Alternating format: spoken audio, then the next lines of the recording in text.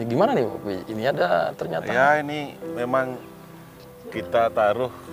Nanti pas kesini ada orang jalan-jalan, dia duduk sambil melihat ini. Artinya tidak hanya untuk pertanian, Ya, tapi manusia, masyarakat juga bisa menikmati ini. Waduh. Untuk tempat nyantai-nyantai. Waduh. Mari, Pak, Mau saya izin ya angkat, Pak ya? Oke.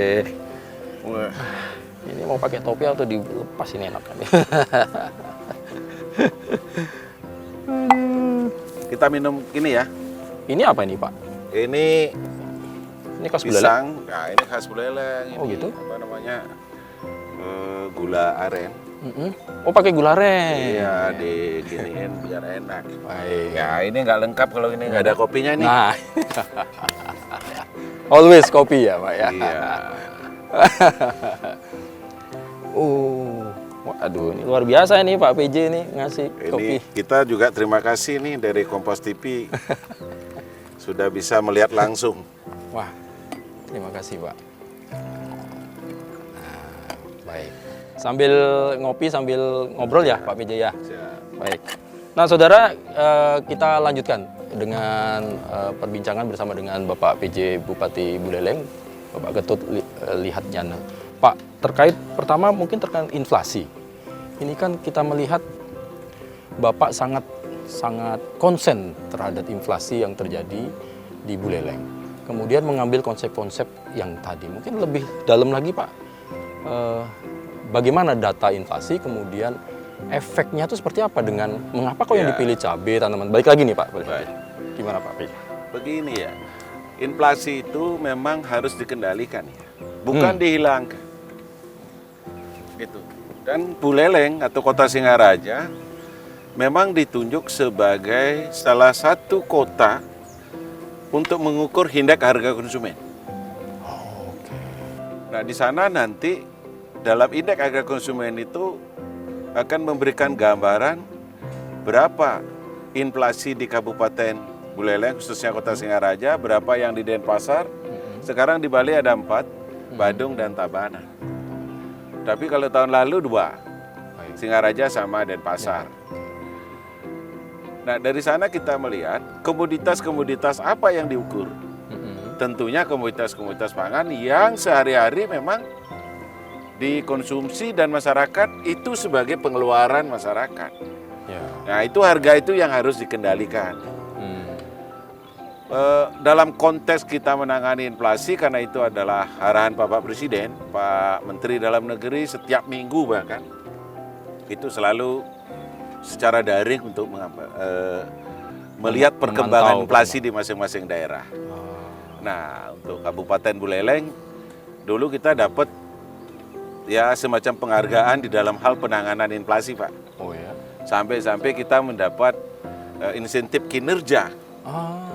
Itu hampir 17,5 miliar dari pusat. Wow, luar biasa. Karena kita bisa menangani inflasi.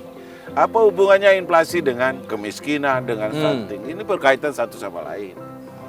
Kalau inflasi terkendali, maka kemiskinan juga kita bisa turunkan.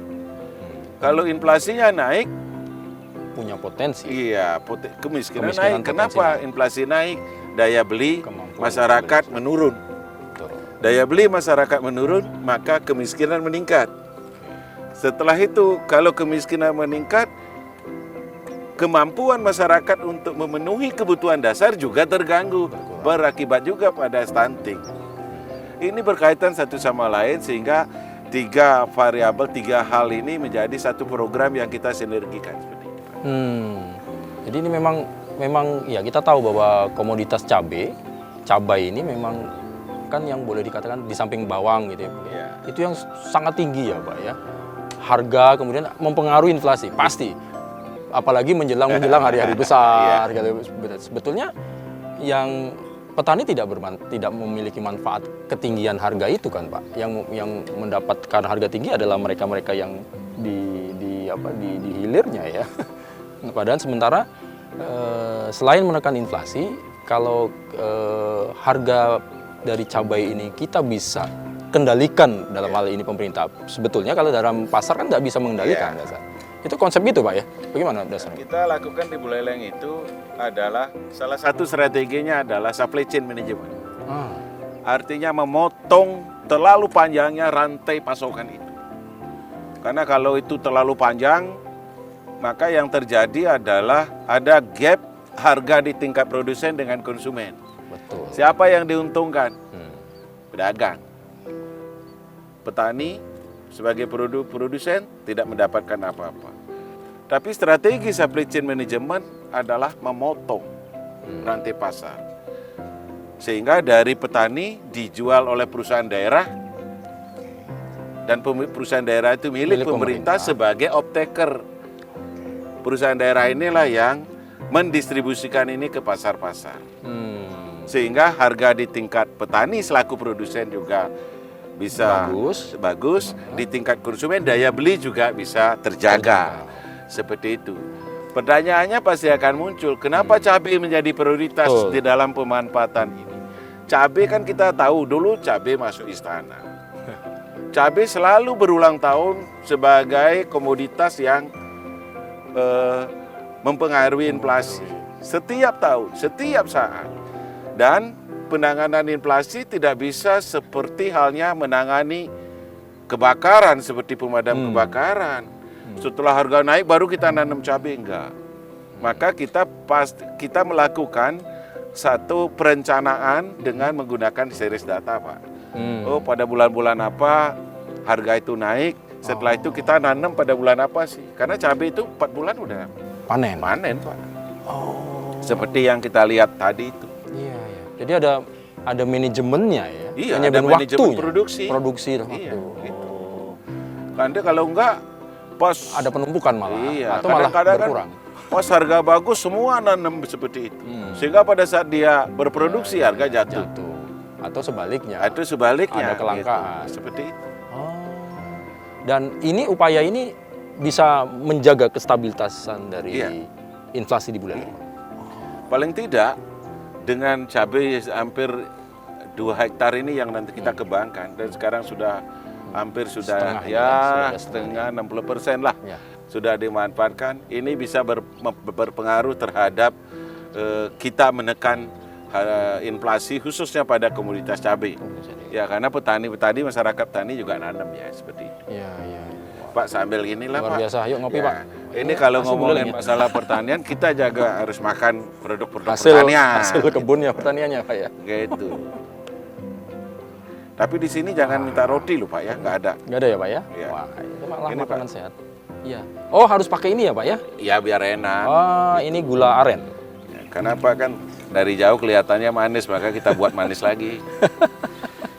Nah, oke.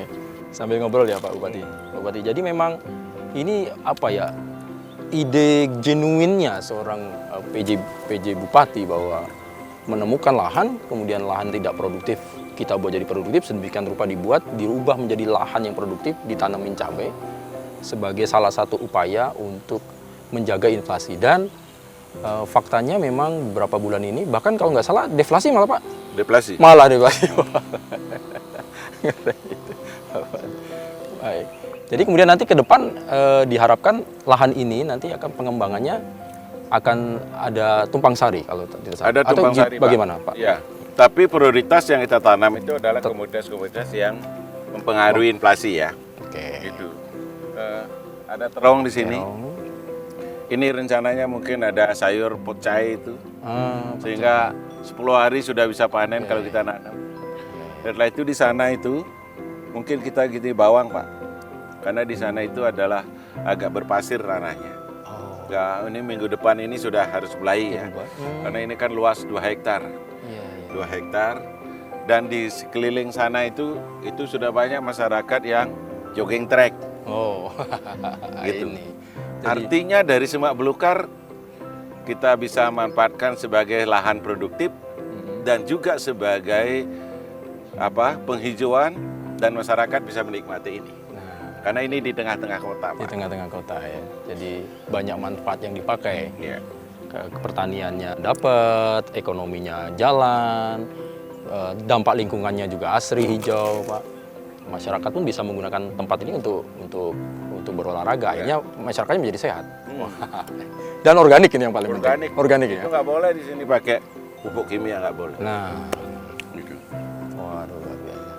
Baik, jadi tadi Pak PJ menyatakan bahwa rentetan dari inflasi akhirnya lari kepada kemampuan daya beli masyarakat. Kemampuan daya beli masyarakat ini akhirnya akan membantu masyarakat yang, apa kalau bahasanya sih Pak, tidak mampu, kurang mampu, atau yang Ya, kurang beruntung. kurang lah, gitu. beruntung, yang nanti juga menjadi salah satu program dari pemerintah kabupaten untuk mengentaskan kemiskinan ekstrim. Ekstrim. Ya, ini salah satu rantainya lah. Kalau inflasinya terjaga, kita masuk ke rantai kemiskinan, diharapkan ke sana, dan nanti juga larinya ke stunting. Ya. Mungkin habis ini kita akan membahas tentang kemiskinan ekstrim ya, Siap. Pak PJ ya. Kita tahu bahwa Buleleng masih didapatkan juga ada masyarakat yang dalam kondisi masuk kategori kemiskinan ekstrim. Nah, nanti Pak PJ bisa menjelaskan bagaimana pengertian dari kemiskinan ekstrim dan apa penyebabnya, kondisi apa yang menyebabkan akhirnya masyarakat kita Buleleng itu masuk kategori miskin ekstrim. Saudara, jangan kemana-mana, kita lanjutkan Sapa Redaksi on Location. Kita ngopi lagi, kita makan lagi bersama dengan Bapak PJ Bupati Buleleng. Ayo Pak, kita milih Pak. Enak ini Pak kayaknya nih. Pas tadi diambil sampai makan biar nggak ada kelihatan seperti di ruangan. Ini kan Mengalir aja. di lapangan nih.